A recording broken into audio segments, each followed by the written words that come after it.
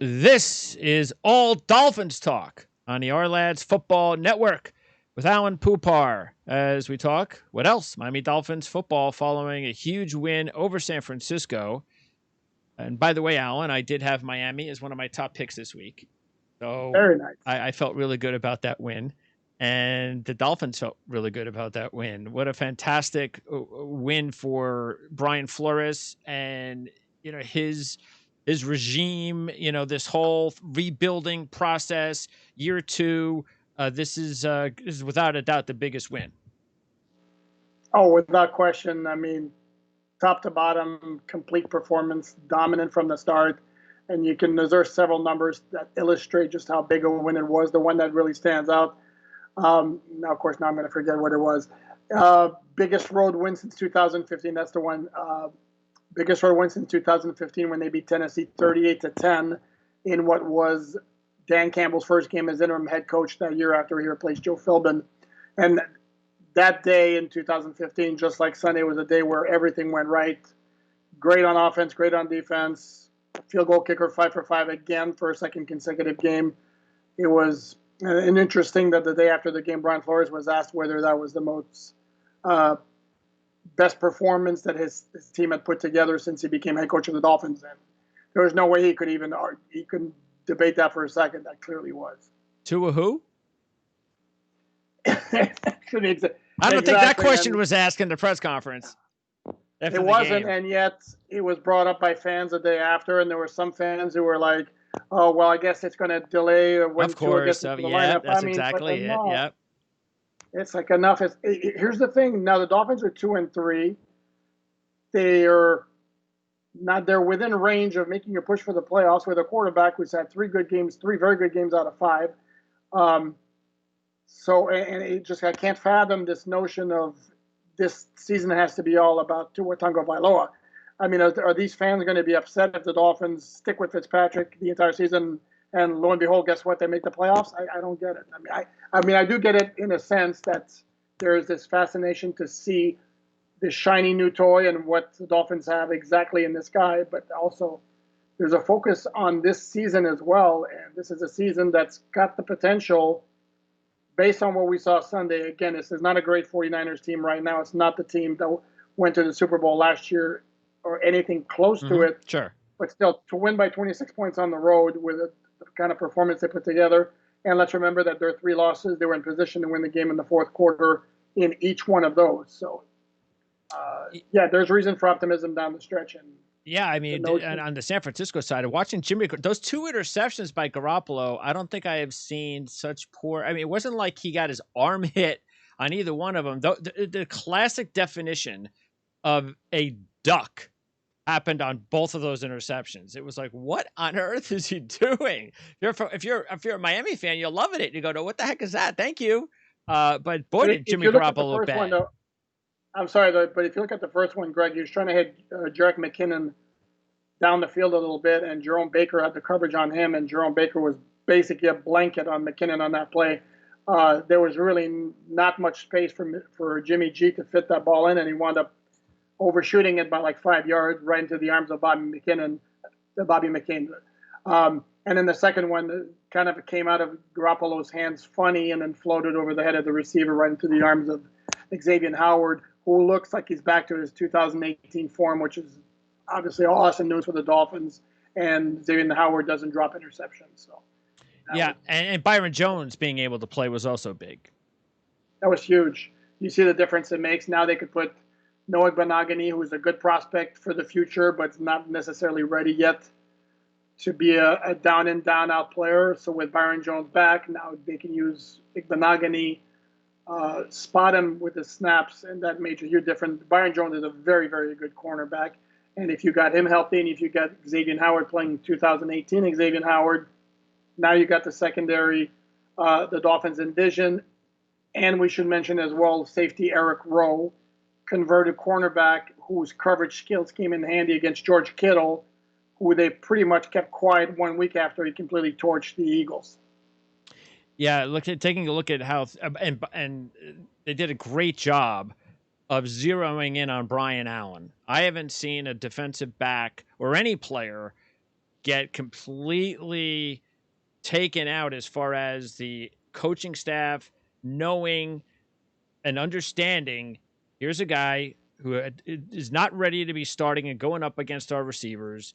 We're not going to throw it to him once. We're gonna just keep, every time he's out there, anytime we can go against him, we're gonna throw that way. And whether it was Fitzpatrick making those calls or not, the fact is the coaching staff and Fitzpatrick did a great job of just attacking Allen. And I couldn't believe the amount of big plays that went against him and for the Dolphins. And that you guys could be so understated sometimes because teams don't always do that. They're not smart enough to understand, hey, just keep going after the guy. If they're going to keep him out there, you just keep going after him. Keep attacking him.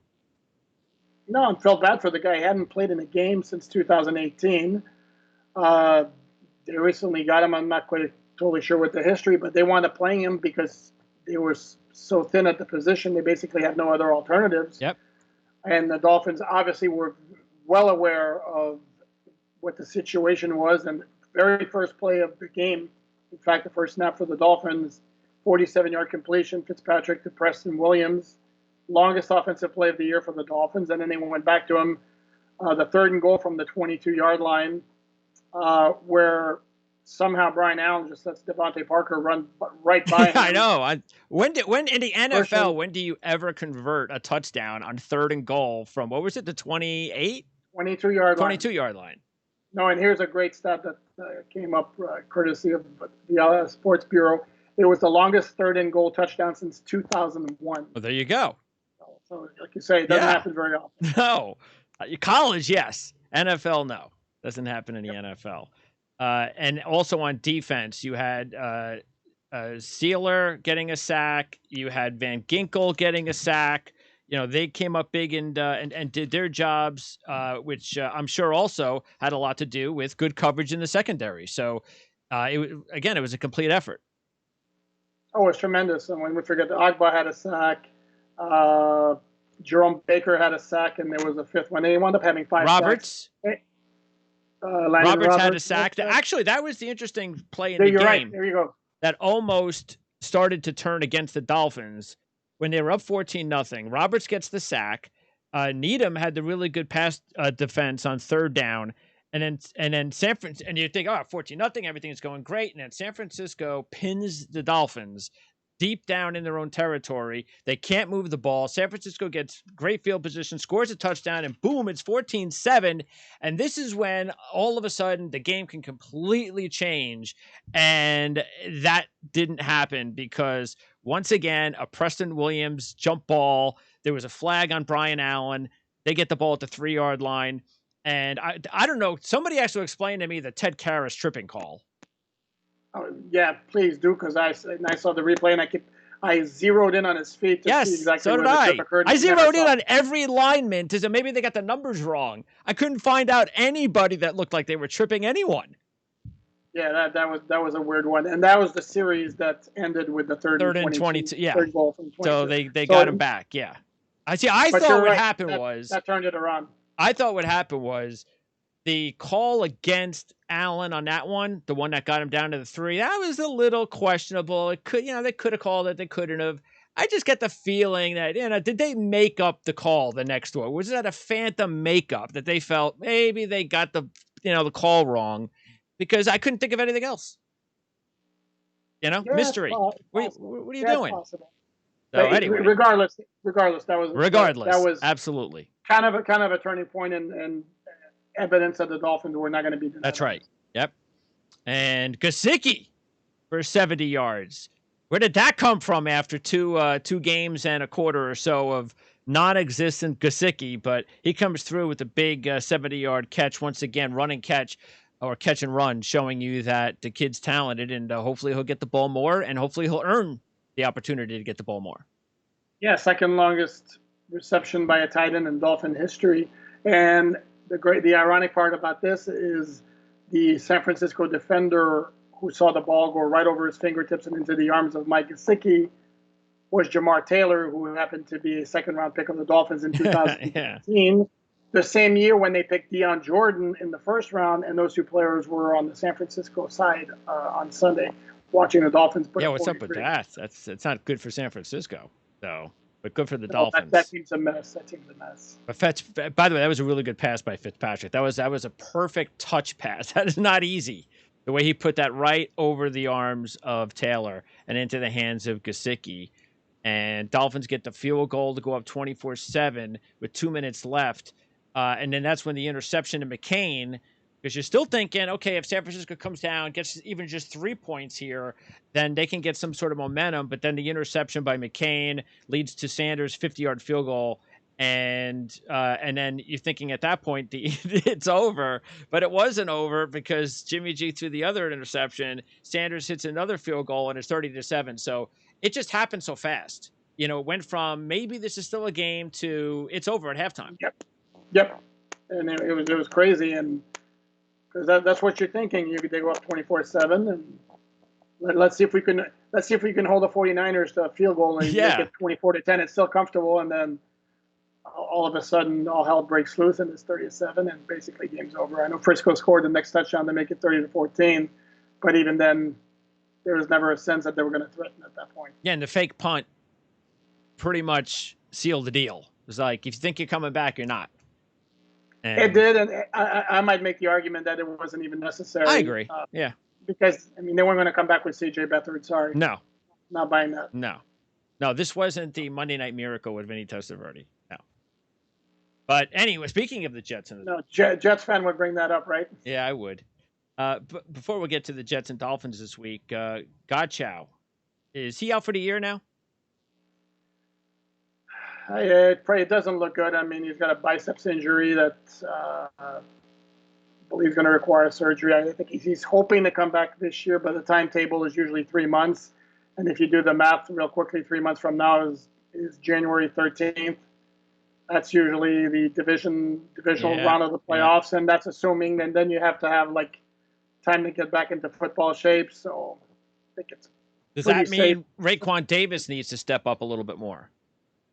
No, he needs to step up a lot more. And truth be told, he's not been terribly impressive. Second round pick. He was the fifth of the 5 first and second round picks the Dolphins had, and there was major hope for him. He looked really good in training camp, but that's training camp, and the game started, and he just hasn't made much of an impact. And they're going to need him to. Zach Sealer become a major factor on that defensive line. He started in place of Shaq Lawson against the 49ers, played great. He's going to get more playing time, but they need those big bodies inside because that's what Godchow's role was. And that's where Raekwon Davis needs to come in, and he really needs to step up. All right. So, yeah, the crazy schedule was actually, with everything going on with COVID, at least, see, for Jet fans, doesn't matter. Every game doesn't matter anymore. But for Dolphin fans, I would think that this is good because nobody wants to go. Well, maybe because the Jets aren't very good, it helps. But nobody really wants to go opponent by opponent. As a fan, you don't want to see that. That's just, come on. You don't want to see the same team back to back almost. And I'm glad that that's over. I don't even know why that ever came about. That had to be a schedule screw up that they figured we'll fix it this way. But now they've refixed it, so at least that's good. And I also think it definitely is a good thing for the Dolphins because there are still key guys out for the Jets. And eventually, if the Jets get Perryman back and Mims, and they get their left tackle starting and Darnold, then they're more of a competitive team. But if all those guys are out again this week, they got no chance. They're playing practice squad guys up and down the field, guys that shouldn't even be out there. Their defense, to show you how bad it is, they've got Neville Hewitt playing 100% of the snaps all season. That just shows you how bad the defense is. Former Dolphin. So you know exactly what I'm talking about there. I entered the NFL as a rookie free agent. Not a bad role player. Good special teams player. But not a guy that should be getting 100% snaps all season long. No, and how's this for a reversal? Remember last year, Jets came down to Miami. The Dolphins were 0-7, got their first win against the Jets. Now the Jets are on Miami looking for their first win. Yeah, I doubt that. So. The Dolphins would really be having to look past, we're the king of the world. We just knocked off San Francisco. The Jets, look at the film. They stink. I'm sure Flores is going to make sure that that doesn't happen. One would think, but it's another step in the development because in Yep. years past, the Dolphins have had a habit of performing poorly against bad teams. So if they're going to be trending upward on the continuous basis that they've been doing, taking care of teams they should take care of and handling them actually needs to be the next step. And that's the case against the Jets because, as you mentioned, it's just a really bad team. Yeah, things aren't going well there at all. But there are no fans. Well, actually, this is down in Miami, right? This game. And what are Yep. we at? 20% capacity still? 20% capacity. The Dolphins have the option if they wanted to go full capacity, but because that's They do have the option. Well, yeah, because the governor has allowed all businesses to operate at full capacity now that he's moved to phase 3. But the Dolphins very wisely have decided they're going to adhere to CDC guidelines and limit it to 20% still, which is about 13,000. Yeah, we might. I mean, depending on how everything goes here in the next month or two, especially once we get past the election, a lot of things can change. I don't think that's the same in Florida, of course, because there's already a Republican governor, which I think is the reason why he's allowing anybody. But I think it's smart. I think why not? I still think at least 20,000 is better than nothing. I don't like. I really hate nothing. When you look at those stadiums like the Jets or Buffalo, and you don't see anybody in the stadiums, it's just not a good look. I don't like it. It's just doesn't feel good when you're a fan, even watching it on TV. I agree, and I don't like it either. But I don't like COVID, and I want COVID to go away. We all want that to go away. Yeah. Whatever needs to be done. Yeah. For COVID to go away, if it means all sports with no fans, then that's what needs to happen. Yes. The longer the proper precautions are not being taken, the longer it's going to drag on, and it's. Yeah, this whole thing that's going on, which has obviously also affected the Dolphins and the Jets with the scheduling because of Tennessee. I don't know where I stand on that because I completely get why Buffalo fans or Pittsburgh fans would be specifically upset with everything they've had to go through, or New England, and everybody. Well, not New England because we see. Isn't it interesting that we still don't know how Cam Newton got the virus? I mean, shouldn't that be something that the whole league should know? Now, if they don't want to tell the media, that's one thing. But if I'm a GM on the Dolphins and I hear Cam Newton got the virus, you can't be playing no Bill Belichick's not telling you stuff. I need to know because whatever can make it healthier for my room and for my players, I got to find out what happened to him. So, I mean, would you be surprised if Bill Belichick was just allowed to not tell anybody? No, yeah, I would be surprised. I think based on the protocols and everything they have in place, I would be shocked if they haven't been made to disclose exactly what happened there, so they can do the contact tracing and everybody who's coming in contact with him. So I want to accuse Bill Belichick of a lot of things like everybody else does, but no, I don't buy that for a second. Yeah, and maybe you would think sooner or later the word will find its way out into the media. But it's still early stages. But it looks good for the Patriots to play in their next game. It looks good. We're going to get a game tonight, which is important for Tennessee to get back and playing.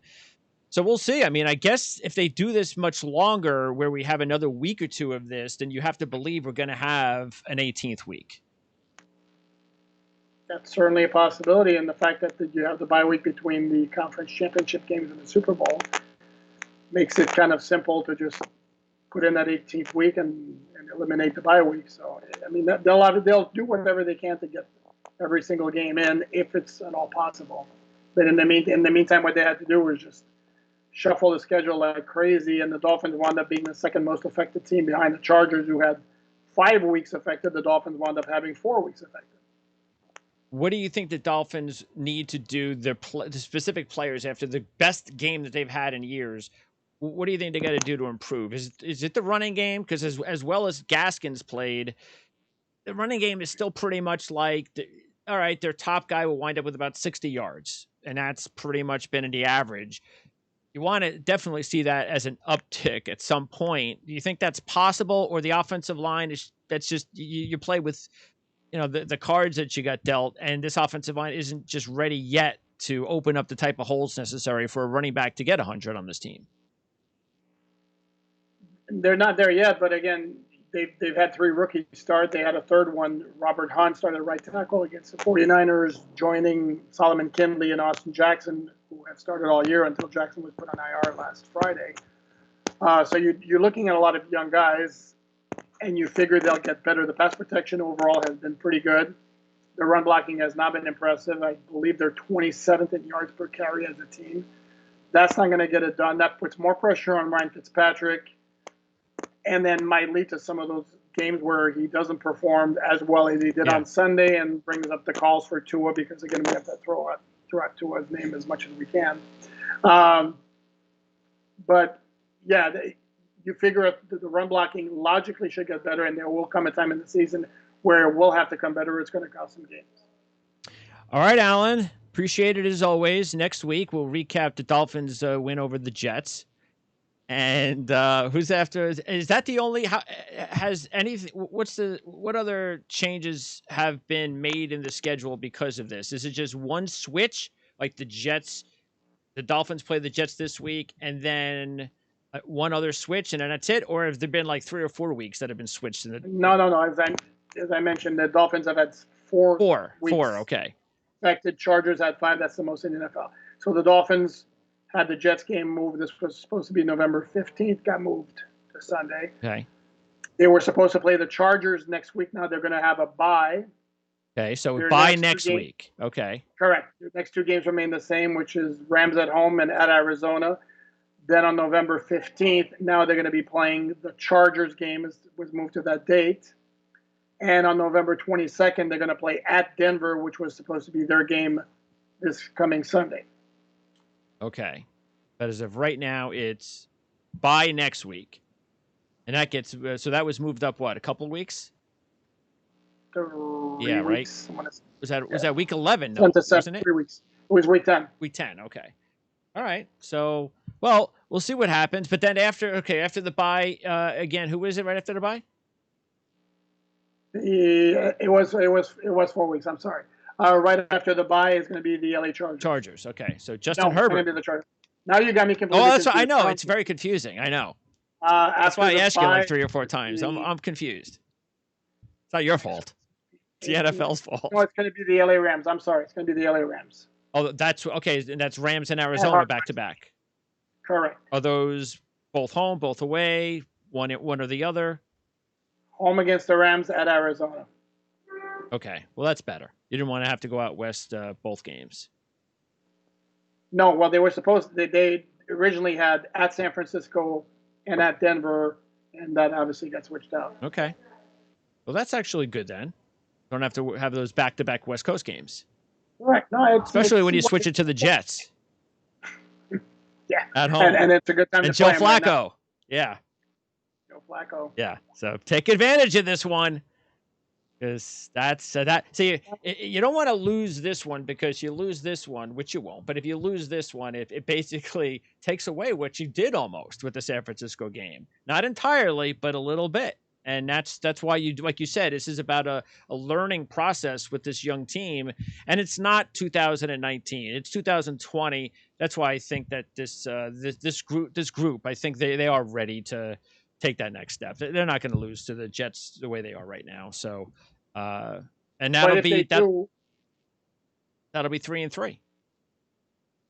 But if they do, Greg, it would completely erase what they did against the 49ers, because it would show you that they're not ready to compete or to even think about making a playoff push. Well, that's true. If they lose, they lose, we're going to assume it's going to be a very low scoring, which means that Ryan Fitzpatrick probably is not going to have a great game, which means we're going to hear all the Tua talk again.